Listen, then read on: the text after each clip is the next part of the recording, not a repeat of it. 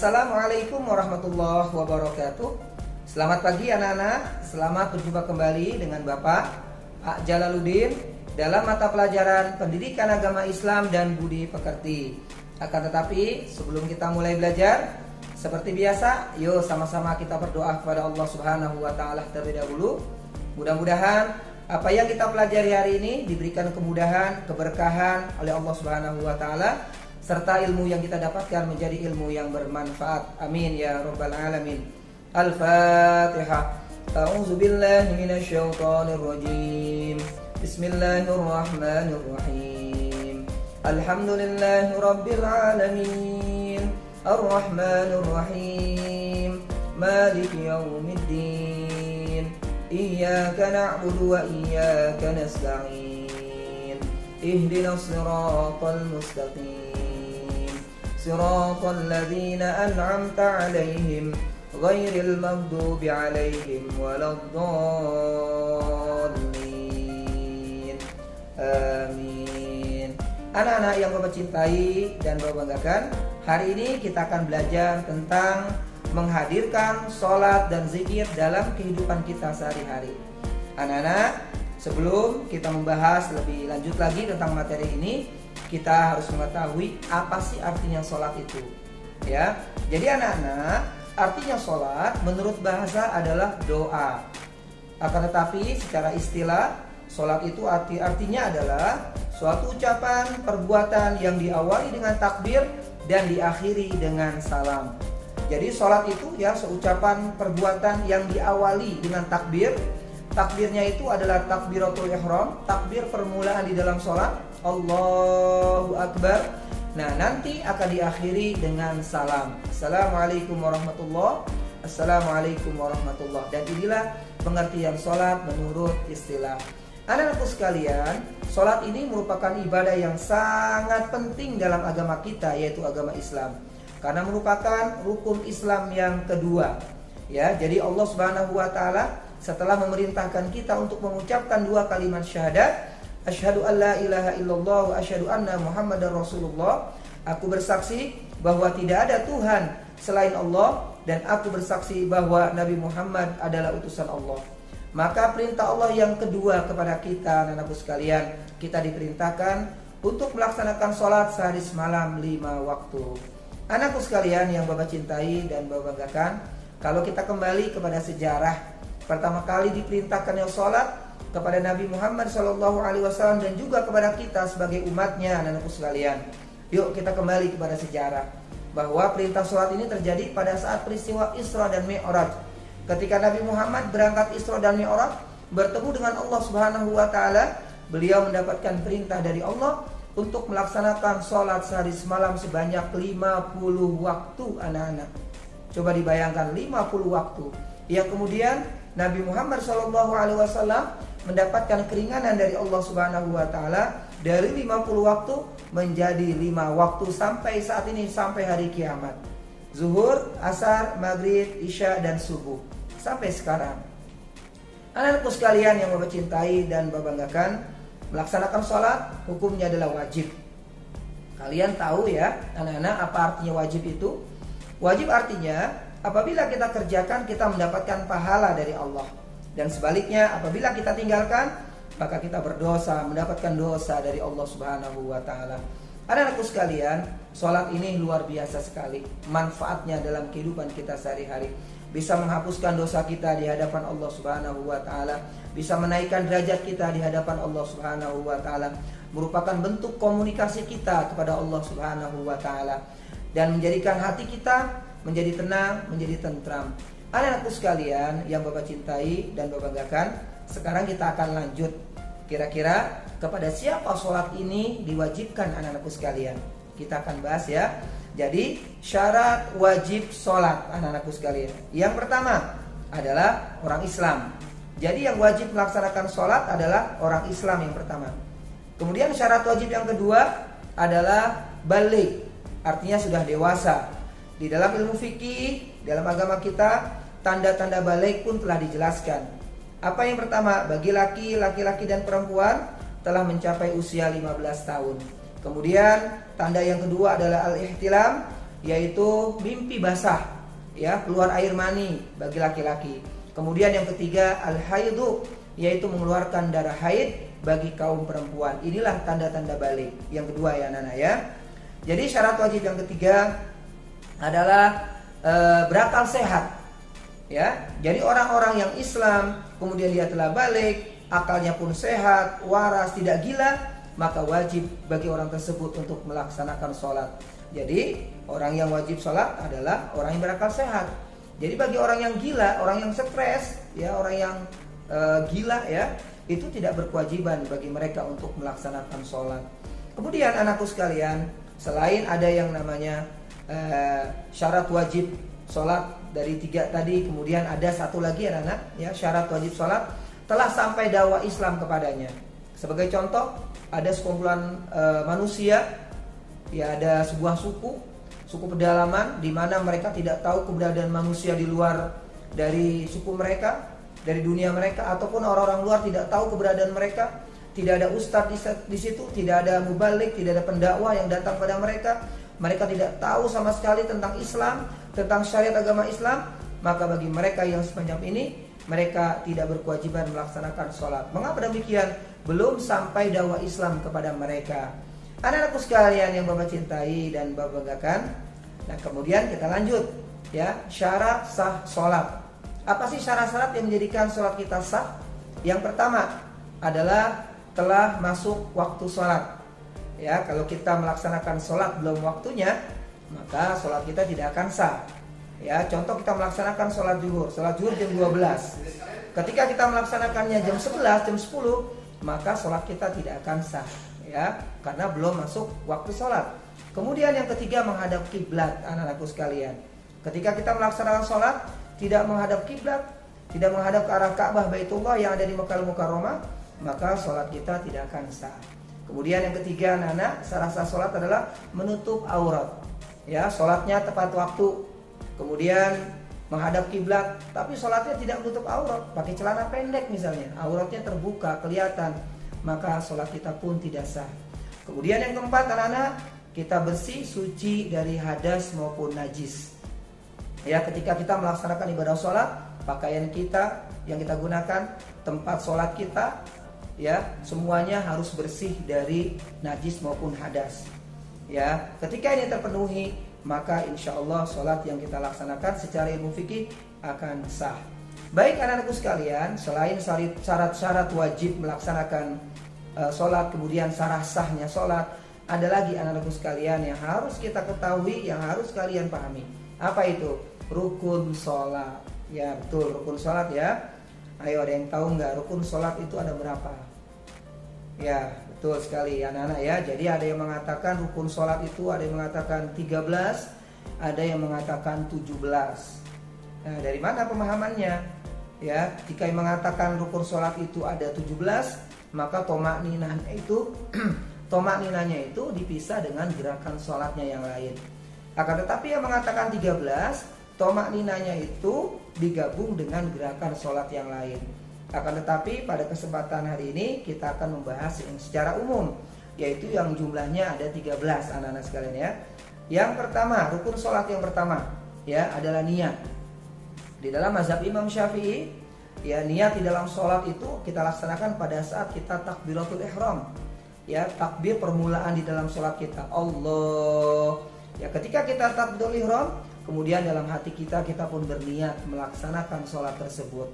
Kemudian rukun sholat yang kedua anak-anak, ya, berdiri jika mampu. Ya, jadi bagi orang yang sehat, ya, tidak sakit, maka wajib baginya melaksanakan sholat secara berdiri. Jika orang yang sehat, orang yang kuat, dia tidak sakit, ya, jasmaninya sehat, kemudian melaksanakan sholat fardunya secara duduk dengan cara duduk, maka sholatnya tidak sah. Kemudian yang ketiga adalah anak-anak, ya, takbiratul ihram, yaitu tadi ya seperti Bapak sampaikan tadi, kita mengucapkan takbir di permulaan sholat kita, yaitu Allahu Akbar. Ingat anak-anak ya, yang namanya takbiratul ihram itu bukan kita mengangkat kedua tangan kita, ya, pada saat permulaan sholat, akan tetapi kita mengucapkan lafaz Allahu Akbarnya. Kemudian yang keempat anak-anak, rukun sholat yang berikutnya adalah kita membaca surat Al-Fatihah. Ya, ini pun termasuk yang rukun yang wajib kita lakukan dalam melaksanakan sholat. Baik sholat secara sendiri, munfarid ataupun berjamaah. Sebagaimana Nabi Muhammad SAW menjelaskan, la sholata liman lam yaqra' bi Fatihatil Kitab. Tidak sah sholat seseorang yang tidak membaca surat Al-Fatihah. Kemudian yang kelima, anak-anak, rukun sholat yang kelima adalah ruku dengan tomakninah. Nah, ini ya anak-anak ya. Ruku dengan tomakninah. Yang wajib, yang rukun adalah gerakannya. Gerakan rukunya, bukan bacaan rukunya, tapi disertakan dengan tomakninah. Tomakninah artinya kita ada jeda setelah kita melakukan gerakan. Kita berhenti sebentar, tenang setelah melakukan gerakan. Jadi tidak langsung nyambung. Jadi kita berhenti sejenak, tenang sejenak, setelah kita melakukan gerakan, baru melakukan gerakan yang lain.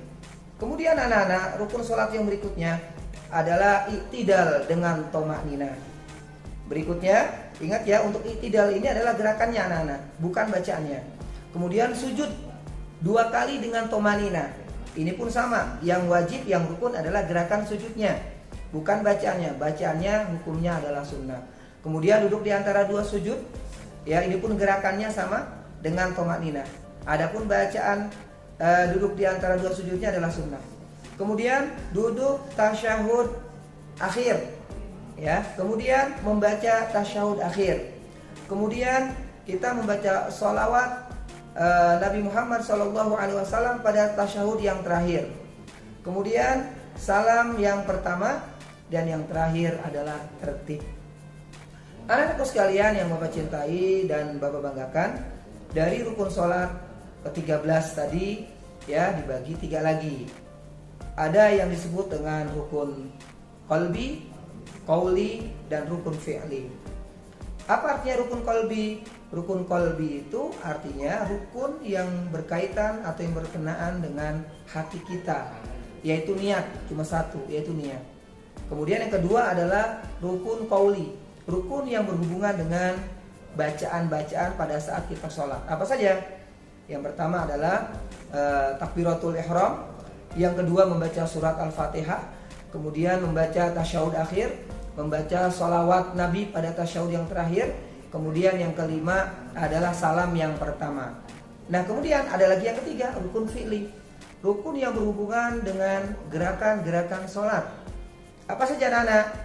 Ya, yang pertama berdiri jika mampu, 2 ruku dengan tomakninah, 3 i'tidal dengan tomakninah, 4 sujud 2 kali dengan tomakninah, 5 duduk di antara 2 sujud dengan tomakninah.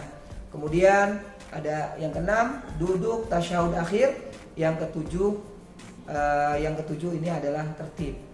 Ya, anak-anak sekalian. Nah, inilah 3 rukun, pembagian 3 rukun dari 13 rukun sholat, yaitu rukun qalbi, rukun qauli, dan rukun fi'li. Baik anakku sekalian, ya, setelah ini kita akan lanjut pada pembahasan sholat yang lain. Baik anak-anak, sekarang kita akan lanjutkan kepada pembahasan hal-hal yang dapat membatalkan sholat.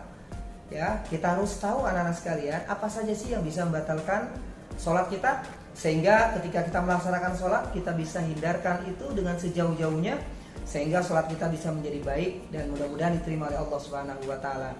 Baik, langsung saja. Yang pertama yang bisa membatalkan sholat kita adalah berniat membatalkan sholat, apapun alasannya. Ketika kita berbicara dalam hati, ya kita mengatakan dalam hati kita ingin membatalkan sholat, apapun alasannya, maka pada saat itu sholat kita telah batal. Contoh anak-anak, kita sholat Allahu Akbar, ya pada saat sholat kita bicara dalam hati kita, ya waduh rumah saya terkunci nih, tadi saya kunci, ya nanti kalau orang tua saya pulang saya bukakan pintu deh, saya batalin sholat. Nah pada saat itu meskipun kita belum membatalkan sholat kita, tapi sholat kita telah batal. Kenapa? Kita telah berniat membatalkan sholat kita. Sedangkan ya di dalam ajaran agama kita, dalam ilmu fikih, membatalkan sholat itu nggak boleh anak-anak. Terus kita lanjutkan, ya. Kemudian yang kedua anak-anak yang bisa membatalkan sholat kita adalah kita berhadas, ya berhadas. Contohnya kita sholat kemudian kita buang angin, kita kentut, maka seketika itu juga batal sholat dan wudhunya, maka kita harus wudhu kembali. Kemudian yang ketiga anak-anak yang bisa membatalkan sholat kita adalah ragu-ragu di dalam membatalkan niat. Nah ini misalnya kita sholat Allahu Akbar. Nah ketika sholat ya kita bicara dalam hati kita. Ya karena ada suatu hal yang menyebabkan kita bicara dalam hati kita. Ini sholatnya batalin apa enggak ya? Lanjutin atau enggak ya? Lanjutin atau enggak ya? Nah ketika kita ragu-ragu dalam membatalkan sholat ya meskipun ragu-ragu tapi sudah ada seperti itu, maka seketika itu juga sebenarnya sholat kita telah batal anakku sekalian. Kemudian anak-anak ya yang keempat hal-hal yang bisa membatalkan sholat kita adalah kita bergerak 3 kali berturut-turut pada anggota yang besar. Ya kalau kita bergerak 3 kali berturut-turut pada anggota yang kecil itu tidak membatalkan sholat anak-anak. Ya makanya dalam bergerak pun dalam sholat itu ada aturannya. Ya tapi alangkah baiknya ketika kita sholat tenang. Ya anggota tubuh kita tenang. Ya tidak gerak-gerak. Sekalipun terjadi misalnya kita gatal, ada anggota kita tubuh kita yang gatal misalnya pipi kita, entah digigit nyamuk atau apa. Pada saat sholat ya kita menggunakan cara yang benar. Bagaimana caranya agar tidak membatalkan sholat kita? Nah seperti ini anak-anak. Yang bergerak adalah anggota yang kecil. Ya cukup jari kita aja yang garuk. Ya kalau seperti ini meskipun lebih dari 3 kali tidak batal. Tapi kalau yang garuknya seperti ini, ya ini anggota yang besarnya gerak-gerak maka bisa membatalkan sholat anak-anak. Nah kemudian yang kelima anak-anak, hal-hal yang bisa membatalkan sholat kita adalah terbukanya aurat. Ya kalian sholat pakai sarung misalnya, kemudian sarungnya tiup angin. Kalau segera kalian tutup, kalian betulkan maka tidak membatalkan sholat kalian. Tapi kalau berlama-lama misalnya aurat kalian terbuka misalnya ya, maka itu membatalkan sholat kalian. Kemudian anak-anak yang keenam yang membatalkan sholat adalah segala sesuatu yang bisa membatalkan puasa. Di antaranya adalah makan dan juga minum. Ya sebelum sholat kalian makan terlebih dahulu ya, makan lengkap nasi dengan lauknya segala macam. Nah kemudian datang waktu sholat. Nah pada saat kalian mau sholat kalian nggak kumur-kumur lagi, nggak sikat gigi lagi misalnya, kalian langsung ambil wudhu.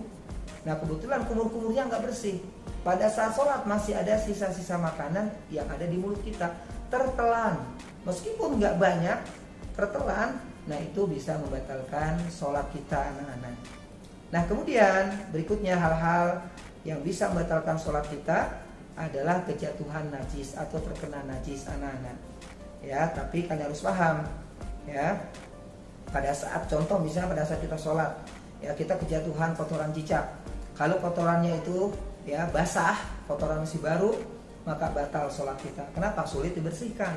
Kita nggak bisa hindari. Mau tidak mau sholat kita batal. Kita ganti baju kita dengan yang baru atau kita bersihkan terlebih dahulu, baru kita gunakan kembali untuk sholat. Atau ketika kotoran cicaknya itu kering, ya menempel jatuh misalnya nggak masuk ke kantong ya anak-anak ya. Kalau masuk ke kantong terbawa pada saat kita sholat, batal. Mengapa? Sholat kita membawa najis. Tapi kalau misalnya kering, hanya nempel di baju kita, segera kita bersihkan, kering ya anak-anak ya, maka itu tidak membatalkan sholat kita anak-anak. Nah kemudian selanjutnya yang membatalkan sholat yang berikutnya adalah kita mendahului imam sebanyak 2 gerakan berturut-turut. Ya contohnya, yang kita sholat jamaah, ya imam masih berdiri, kita udah ruku. Imam masih berdiri, kita udah i'tidal. Ketika imam masih berdiri, kita mau sujud, mau masuk ke gerakan yang ketiga, ya maka batal sholat kita. Kenapa? Mendahului imam sebanyak 2 gerakan berturut-turut, mau masuk ke gerakan yang ketiga. Atau kebalikannya anak, tertinggal sebanyak 2 gerakan secara berturut-turut dengan imam, mau masuk gerakan yang ketiga. Ya, kita sholat jamaah anak-anak, imam ya udah ruku, kita masih diri. Imam udah i'tidal, kita masih diri. Ya, ketika imam mau sujud kita masih diri juga, batal sholat kita. Gitu ya anak-anak. Atau menambahkan rukun fi'li, rukun yang berhubungan dengan gerakan secara sengaja. Ya misalnya secara sengaja anak-anak ya, misalnya ya ruku kan ya setiap rakaatnya kan sekali anak-anak ya, kita tambahin jadi 2 kali. Gitu. Atau sujud kita tambahin lagi misalnya. Nah maka ketika kita menambahkan rukun fi'li, ya kita tambahkan 1 atau 2 secara secara sengaja, maka ini bisa membatalkan sholat kita. Nah, anak-anak, untuk hal-hal yang bisa membatalkan sholat selanjutnya adalah kita berdoa menggunakan bahasa selain bahasa Arab. Ya, misalnya kita menggunakan bahasa Indonesia. Pada saat sujud terakhir, ya memang diperintahkan berbanyak doa pada saat sujud, terutama sujud terakhir. Nah, di sujud terakhir kita berdoa minta sama Allah, tapi menggunakan bahasa Indonesia. Ya Allah, jadikan saya anak yang soleh, beri kemudahan dalam belajar, jadikan ilmu saya bermanfaat, kasih pemahaman yang baik ya Allah. Itu kita ucapkan dengan bahasa selain bahasa Arab atau bahasa Indonesia misalnya, maka batal sholat kita, anak-anak. Nah, kecuali kalau itu kita ucapkan dalam hati, tidak kita lisankan. Kalau di dalam hati, meskipun bukan bahasa Arab, tidak mengapa, anak-anakku sekalian. Nah, jadi anak-anak, inilah hal-hal yang kalian harus pahami, ya, hal-hal yang bisa membatalkan sholat kita. Kalau kita sudah tahu, kita sudah pahami, mari sama-sama kita praktekkan, kita jaga. Jangan sampai ada hal-hal yang kita langgar tanpa kita sadari, ternyata sholat kita telah batal. Ya, mudah-mudahan dengan penjelasan ini, meskipun singkat, kalian bisa paham, kalian bisa tahu, ya, sehingga kita lebih bisa menjaga sholat kita, sehingga sholat kita bisa menjadi lebih baik lagi. Ya, baik anak-anak, kita akan lanjut kepada pembahasan selanjutnya. Gerakan dan bacaan sholat. Diri dan bertakbiratul ihram, yaitu melakukan takbir pada permulaan sholat, mengucapkan lafaz Allahu Akbar yang dibarengi dengan niat di dalam hati melaksanakan sholat yang sedang dikerjakan. Kemudian yang kedua adalah gerakan bersedekap. Pada posisi ini kita disunahkan membaca doa iftitah, kemudian kita membaca surat Al-Fatihah, bacaan wajib, dan setelah itu kita disunahkan membaca surah. Gerakan yang ketiga adalah gerakan ruku dengan tomak-ninah. Pada posisi ini kita disunahkan membaca tasbih, yaitu subhana rabbiyal azimi wa bihamdi sebanyak 3 kali. Dan anak-anak, posisi kedua telapak tangan kita berada di lutut dan pandangan kita berada di bawah. Yang keempat adalah gerakan i'tidal atau gerakan bangun dari ruku. Pada gerakan ini kita disunahkan membaca Sami Allahu liman hamidah, Rabbana lakal hamdu mil'us samawati wa mil'ul ardi wa mil'u ma syi'ta min syai'im ba'du.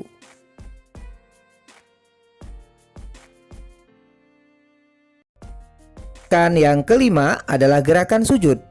Pada gerakan ini kita disunahkan untuk membaca tasbih sebanyak 3 kali, yaitu subhana rabbiyal a'la wa bihamdi, subhana rabbiyal a'la wa bihamdi, subhana rabbiyal a'la wa bihamdi. Anak-anak perlu diingat ya, ketika kita sujud, dahi kita harus menempel atau bersentuhan langsung dengan tempat sujud, yaitu lantai. Kemudian kedua telapak tangan kita pun menempel di lantai. Dan ingat, kedua jari kaki kita, kaki kanan dan kiri itu posisinya ditekuk ya anak-anak ya. Boleh nanti dirapatkan, boleh direnggangkan. Kalian bisa melihat pada gambar yang tersedia. Gerakan yang keenam adalah gerakan duduk di antara 2 sujud. Pada gerakan ini kita disunahkan membaca Rabbighfirli warhamni wajburni warfa'ni warzuqni wahdini wa'afini wa'fu anni. Posisi kaki kita yang sebelah kiri kita duduki, kemudian posisi kaki kita yang sebelah kanan terutama jarinya kita tekuk. Gerakan sholat yang ketujuh adalah posisi tasyahud awal. Duduk tasyahud awal ini disebut juga dengan duduk iftirash, yaitu posisi duduk dengan kaki kiri diduduki dan jari kaki kanan ditekuk. Kemudian membaca bacaan tasyahud awal hingga selesai. Dan pada saat membaca kata-kata illallah pada lafaz syahadat, jari telunjuk kita menunjuk sebagaimana terdapat pada gambar. Gerakan sholat yang ke-8 adalah duduk tasyahud akhir, yang disebut juga dengan duduk tawarruk, yaitu duduk dengan cara meluruskan ujung kaki yang kiri dan menegakkan ujung kaki kanan, kemudian membaca bacaan tasyahud akhir hingga selesai, kemudian ditutup dengan salam, menoleh ke kanan dan mengucapkan salam menoleh ke kiri. Anak-anak, sekarang kita akan belajar tentang zikir ya. Zikir itu berarti mengingat. Maksudnya adalah kita mengingat kepada Allah Subhanahu wa ta'ala. Anak-anakku sekalian, zikir bisa kita lakukan dengan beberapa cara. Yang pertama, zikir dengan hati kita.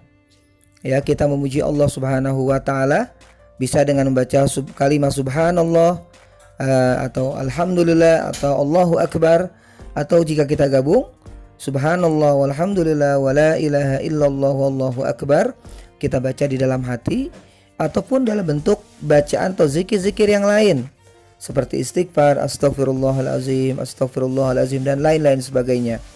Kemudian ada zikir bisa menggunakan dengan lisan.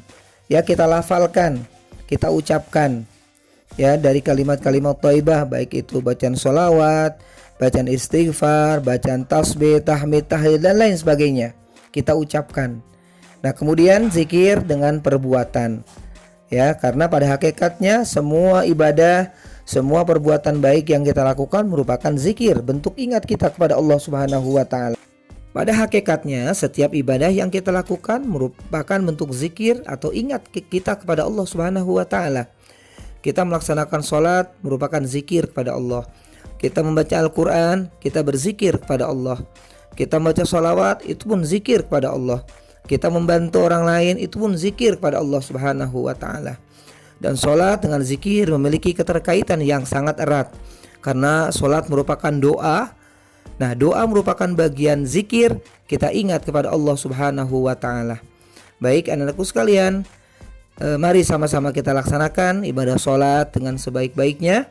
Jangan sampai sholat kita tinggalkan meskipun satu waktu, karena sholat merupakan hal yang sangat penting dalam agama kita, dan kita berdosa sangat besar sekali di hadapan Allah jika kita berani meninggalkan kewajiban kita, yaitu berupa sholat. Mari sama-sama kita pun senantiasa berzikir kepada Allah Subhanahu wa ta'ala. Kita mengingat kepada Allah Subhanahu wa ta'ala. Kita ingat Allah dalam kehidupan kita, baik dengan lisan kita, dengan hati kita, dan juga dengan perbuatan kita.